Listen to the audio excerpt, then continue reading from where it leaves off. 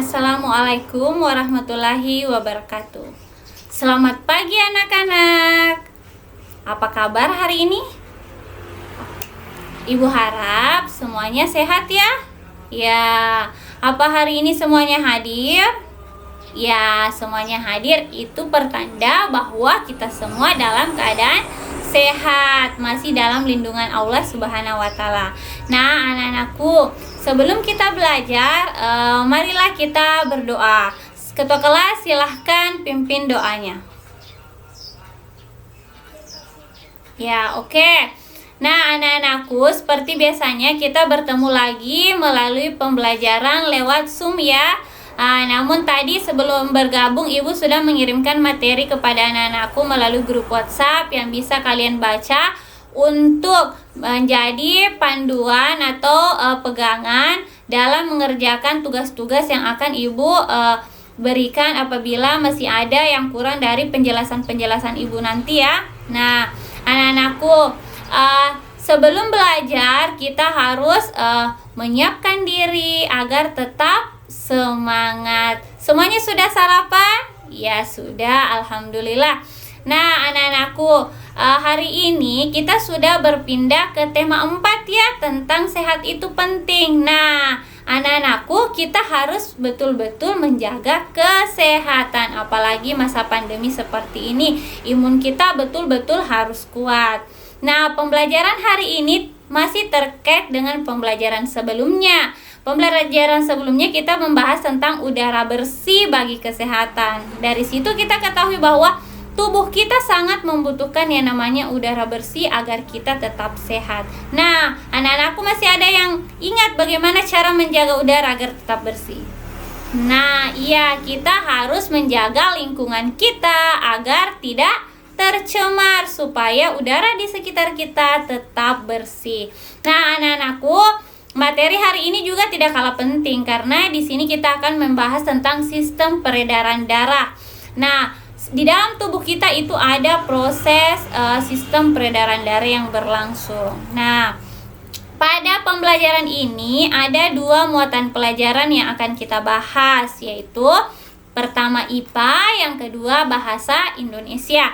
Nah, dari kedua muatan pembelajaran ini ada tujuan pembelajaran yang akan kita capai bersama-sama. Nah, di sini ada 4 tujuan pembelajaran yang akan kita capai bersama, diantaranya melalui via daring seperti yang kita lakukan sekarang ini. Kita akan belajar tentang peredaran darah. Nanti Ibu akan menampilkan gambar peredaran darah manusia dan kalian bisa mengamati, mengidentifikasi sehingga kalian bisa mengetahuinya serta mengetahui apa fungsi-fungsi dari peredaran darah tersebut. Dan nanti akan dilanjut melalui grup WhatsApp. Ibu akan membimbing kalian untuk mengerjakan tugas-tugas kalian. Selain itu, untuk bahasa Indonesia materinya itu ada pantun. Ibu akan menyajikan materi pantun dan kalian bisa mengidentifikasi mana bagian-bagian pantun, ciri-ciri pantun seperti apa, sehingga pada saat pelajaran selesai kalian bisa membuat pantun sendiri. Nah, anak-anakku, di sini Ibu tampilkan gambar organ peredaran darah pada manusia. Ayo kita amati sama-sama. Di situ tertulis ada peredaran darah kecil dan ada peredaran darah besar. Pada peredaran darah kecil, kita lihat tanda panahnya. Darah mengalir dari jantung, dia menuju ke paru-paru. Dari paru-paru, dia kembali lagi ke jantung. Sedangkan peredaran darah besar, darah mengalir dari jantung menuju ke seluruh tubuh kita dan kembali lagi ke jantung. Dia dikatakan besar karena jangkauannya besar karena dia ke seluruh tubuh kita, sedangkan dia kecil karena jangkauannya hanya paru-paru dan jantung saja. Nah, Ibu Guru tampilkan secara rinci ini prosesnya. Sistem peredaran darah kecil itu dari bilik kanan jantung melalui arteri pulmonalis menuju ke paru-paru. Selanjutnya dia kembali melalui pembuluh balik yang dikenal dengan vena pulmonalis menuju ke serambi kiri jantung. Nah, setelah itu kita juga harus mengetahui bahwa peredaran darah besar itu prosesnya dari bilik kiri jantung, dia mengalir melalui arteri atau aorta, terus dia mengalir ke seluruh tubuh Setelah dari seluruh tubuh, dia kembali melalui pembuluh balik atau vena ke jantung, tepatnya di serambi kanan. Nah, anak-anakku, dalam peredaran darah manusia itu ada 3 organ peredaran darah yang sangat penting. Nah, salah satunya itu adalah jantung. Nah, anak-anakku, jantung. Yang kedua, ada yang namanya pembuluh darah. Dan yang ketiga itu ada paru-paru. Ketiga organ peredaran darah pada manusia ini dia memiliki fungsinya masing-masing. Di mana jantung dia memompa darah ke seluruh tubuh, pembuluh darah dia sebagai tempat mengalirnya darah dari jantung ke seluruh tubuh kita, sedangkan paru-paru dia yang menyuplai oksigen ke dalam darah. Dan ini prosesnya terjadi pada saat proses peredaran darah kecil. Di saat darah diangkut ke paru-paru, maka paru-paru menyuplai oksigen ke dalam darah, kemudian kembali ke jantung dan siap untuk disalurkan ke seluruh tubuh kita. Nah, anak-anakku, ibu akan menampilkan gambar. Kalian bisa melihat ini gambar apa? Nah, ini namanya gambar jantung pintar. Nah, selanjutnya, ini gambar apa? Ada yang bisa? Iya, ini gambar pembuluh darah.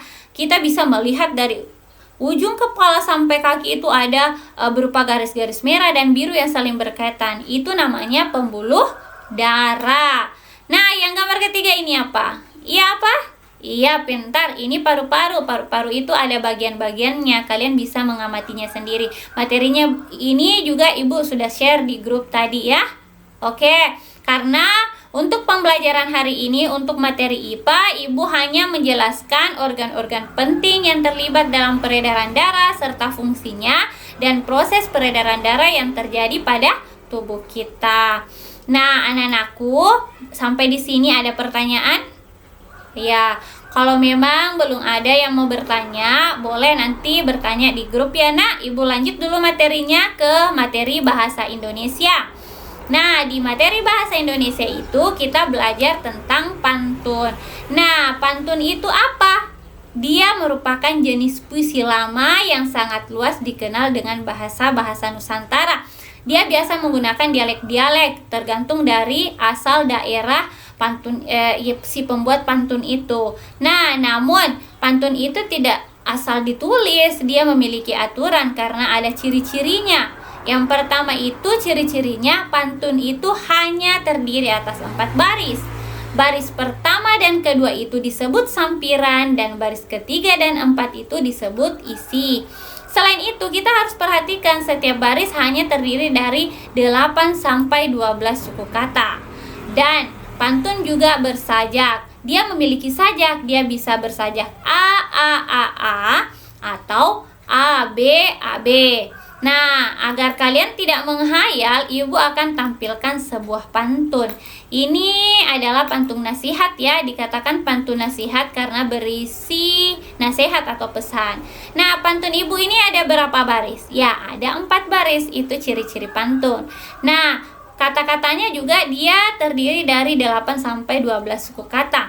Nah, pada ujung-ujung kalimat itu ada hurufnya N-I-N-I. Itu menunjukkan bahwa dia bersajak ABAB. Dia bersajak AAA apabila ujung-ujungnya itu semuanya hurufnya sama. Nah, anak-anakku, dalam pantun ini dia memiliki amanat. Dia mengatakan bahwa jagalah kesehatan badan, jangan sampai mengobati. Kita dianjurkan untuk tetap menjaga kesehatan agar kita tetap sehat. Jangan sampai nanti kita sakit baru kita mau berobat. Kita harus selalu menjaga kesehatan agar kita tidak sakit. Nah, anak-anakku, mungkin ada yang bisa bacakan pantun satu orang? Iya, Widya silahkan baca pantunnya. Ya, bagus sekali, tepuk tangan. Itu tadi cara pembacaan pantun teman kalian sudah bagus. Nah, anak-anakku, untuk materi pantun sampai di sini nanti kalian akan mendapatkan tugas dari ibu. Itu salah satunya membuat pantun nasihat ya dengan kata-kata kalian sendiri, dan juga kalian harus mengerjakan tugas-tugas yang ibu kirimkan melalui grup. Nah, kita akan beralih ke grup WhatsApp ya, Nak. Jadi materinya untuk hari ini cukup sekian melalui via Zoom. Jadi anak-anakku, Meskipun masa pandemi, kita harus tetap semangat belajar di rumah. Kita harus tetap jaga jarak, jaga kebersihan agar kita tetap sehat. Semoga pandemi cepat berlalu dan kita bisa bertatap muka langsung di sekolah kita tercinta. Sekian pembelajaran dari Ibu. Assalamualaikum warahmatullahi wabarakatuh. Tetap semangat, salam sehat.